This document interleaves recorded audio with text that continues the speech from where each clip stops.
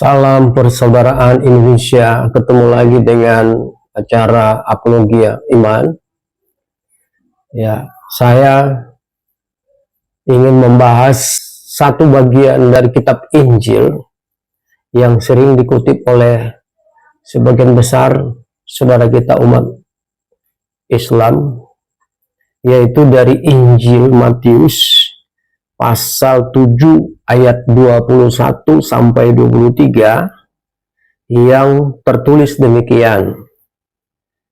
Bukan setiap orang yang berseru kepadaku, Tuhan, Tuhan akan masuk ke dalam kerajaan Allah, melainkan dia yang melakukan kehendak Bapakku yang di surga. Pada hari terakhir, banyak orang akan berseru kepadaku, Tuhan, Tuhan, bukankah kami berbuat demi namamu dan mengusir setan demi namamu, dan mengadakan banyak mujizat demi namamu juga?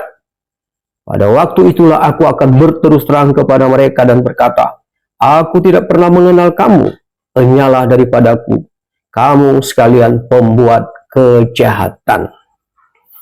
Dengan mengutip ayat ini, saudara-saudara kita umat Muslim mengatakan bahwa Yesus akan mengusir orang-orang Kristen karena menyebut Yesus sebagai Tuhan. Dan memang hal ini sebenarnya tujuan mereka adalah untuk mendukung apa yang tertulis dalam kitab suci umat Islam, yaitu dalam Quran surat Al-Imran 3 ayat 45 yang menjelaskan bahwa Isa adalah seorang nabi yang diutus Allah. Contoh satu lagi adalah Quran surat Al-Maidah atau surat 5 ayat 72 yang menegaskan bahwa orang-orang yang mengatakan bahwa Allah adalah Al-Masih atau Isa putra Maryam adalah kafir. Ya. Ini dicocok-cocokkan ayat ini Matius 7 ayat 21 sampai 23 ini untuk mendukung ajaran kitab suci, yaitu mau menegaskan bahwa Yesus bukanlah Tuhan, tetapi adalah seorang nabi. Yang menyebut Yesus adalah sebagai Tuhan, dia anggap adalah kafir. Ya, sebagai umat Kristen, orang Kristen, tentu saya memberikan tanggapan apologetika tentang pernyataan itu seperti ini, ya, bahwa ayat ini dalam Injil Matius pasal 7 ayat 21 sampai 23 itu adalah ditujukan oleh Yesus, perkataannya itu ditujukan kepada orang Farisi dan ahli Taurat Yahudi pada waktu itu. Orang-orang ini, orang Farisi atau ahli Taurat, tidak percaya kepada Tuhan Yesus. Ya. Dan yang kedua adalah dalam ayat 3 ayat ini, Matius 7 ayat 21 sampai 23, tidak ada kalimat yang diucapkan oleh Yesus bahwa Yesus menolak dirinya atau diri Yesus dipanggil atau disebut sebagai Tuhan.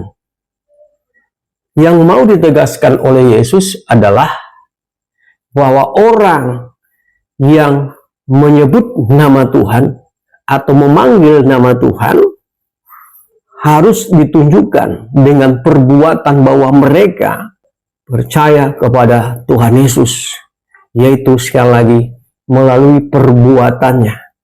Karena kalau orang menyebut nama Tuhan, memanggil nama Allah itu gampang. Tetapi apakah perbuatan mereka menunjukkan mereka sebenarnya adalah orang yang memang percaya kepada Tuhan, percaya kepada Allah?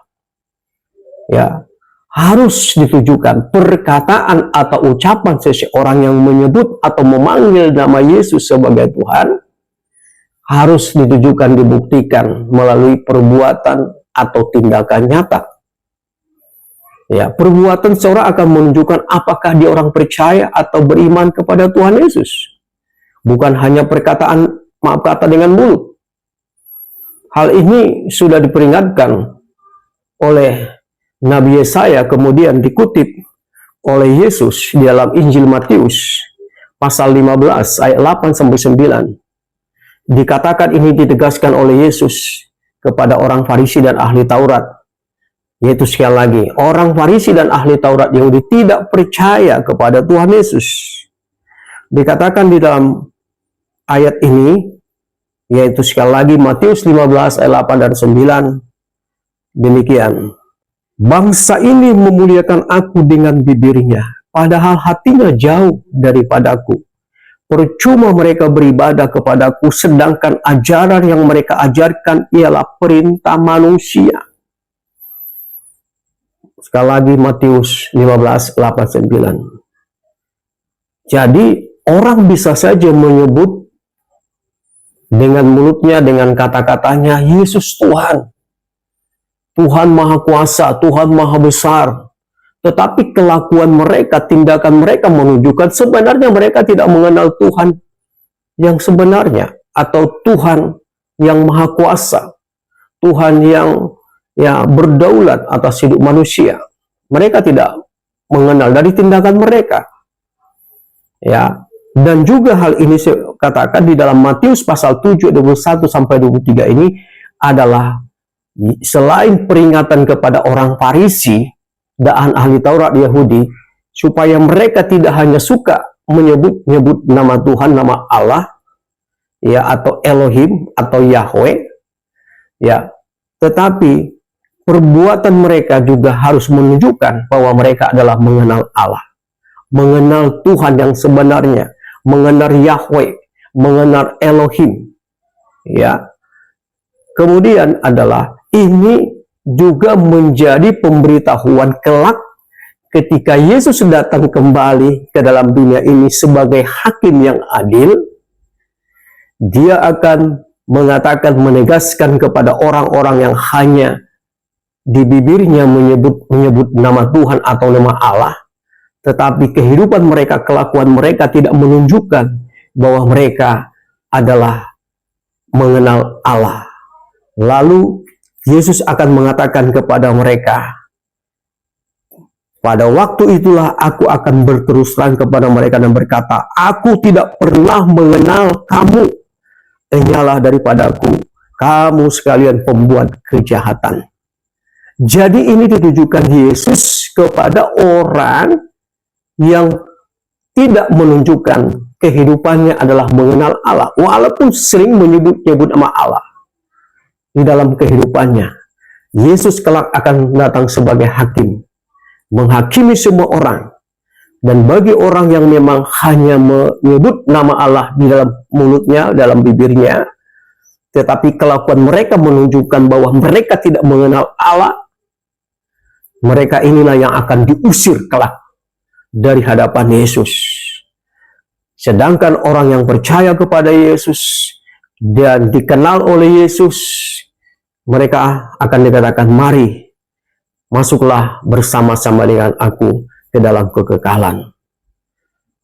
Karena itu saya meminta, karena ini kitab suci kami, janganlah suka mengutip-ngutip ayat Alkitab, mencocok-cocokkannya dengan ajaran yang lain di luar ajaran Alkitab, kitab suci kami, untuk mendukung suatu keyakinan ajaran saudara, ya, karena hanya orang yang betul-betul membuka hatinya, orang yang menerima Yesus, yang didiami Roh Kudus, yang sungguh-sungguh mau belajar kebenaran, akan memahami dan mengenal Yesus sebagai Tuhan di dalam kehidupannya.